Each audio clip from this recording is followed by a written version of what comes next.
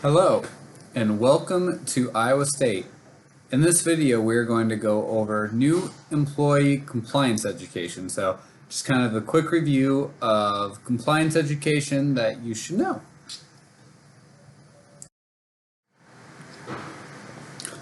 The Iowa State Compliance Office is made up of 6 people. The head of our office is Kurt Hunsaker. He mostly handles administration. Jen Blackburn is Associate Director of Compliance. She handles financial aid.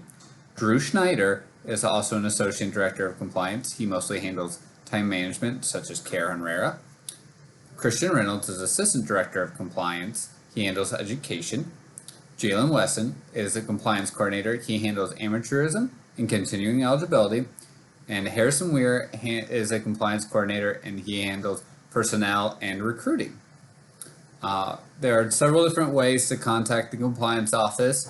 Our Twitter is at ISU Compliance. Our phone number is 515-294-4452. Or you can reach us at email at compliance@iastate.edu. Our office is located in the Jacobson building on the second floor in the northeast corner. And if you have any questions, always feel free to reach out. Unethical conduct. So individuals employed by or associated with Iowa State shall act with honesty and sportsmanship at all times and must report all known or potential violations to the compliance office. So what we're asking really is anytime anyone in the compliance office comes and talks to you, just be honest. We're not trying to get anyone in trouble. We're just trying to make sure, everybody's following the rules and we don't have any violations. Head coach accountability. So an institution's head coach is presumed to be responsible for the actions of all institutional staff members who report directly or indirectly to the head coach.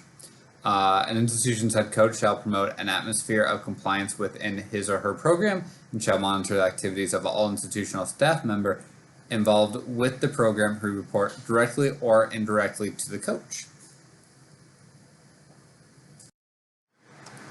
So moving on, recruiting. So recruiting prospects, sometimes called PSAs or just recruits.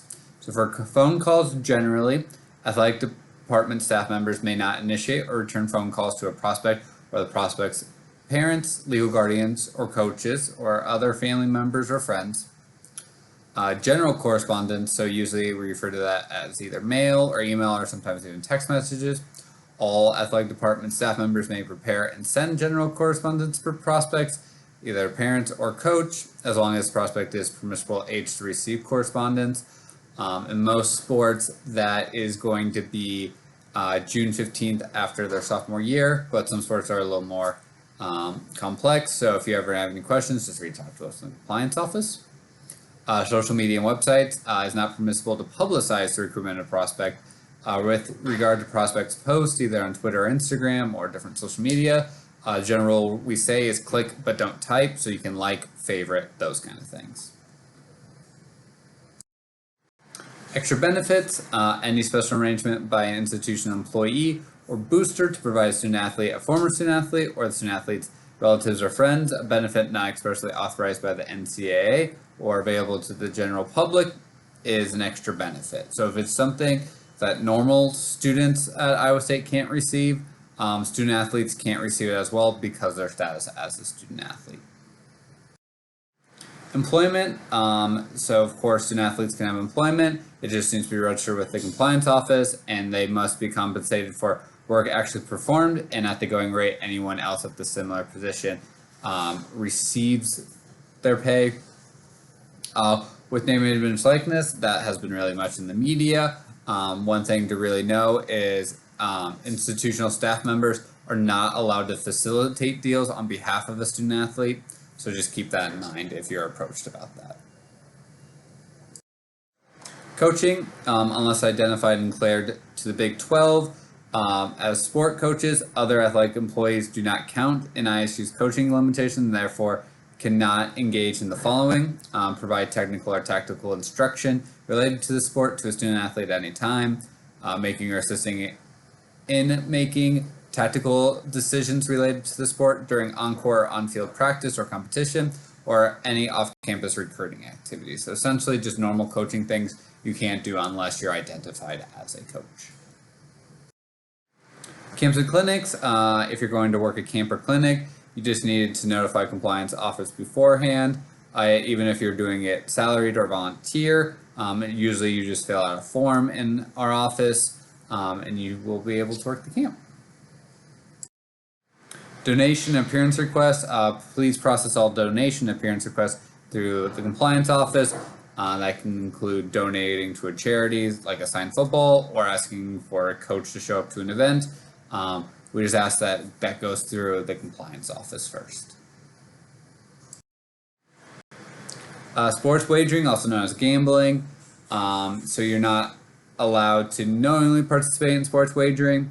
Includes placing or accepting or soliciting a wager of any type with an individual or organization on any intercollegiate, amateur, or professional team contest. In addition, staff members may not provide information or solicit or accept a bet that has tangible value. And then with gambling, you can't gamble on any sport that NCAA sponsors. So for example, even though we don't have a baseball team here at Iowa State, you cannot gamble on baseball because that's sponsored by the NCAA, and that goes all the way from Little League up to the pros. So some examples that NCAA does not sponsor are horse racing, auto racing, boxing, those kind of things you can gamble on. Now that you have watched this video of this quick compliance recap, you can either scan this QR code on the screen right now, or there'll be a link provided in the video description. All we ask you to do is just answer the quick questions, your name, what department you are, and one thing you learned from this video so that we can record that we have provided you education. Again, if you ever have any questions, please reach out to compliance. Any of us are very helpful. We will make sure you get pointed in the right direction. Have a good day.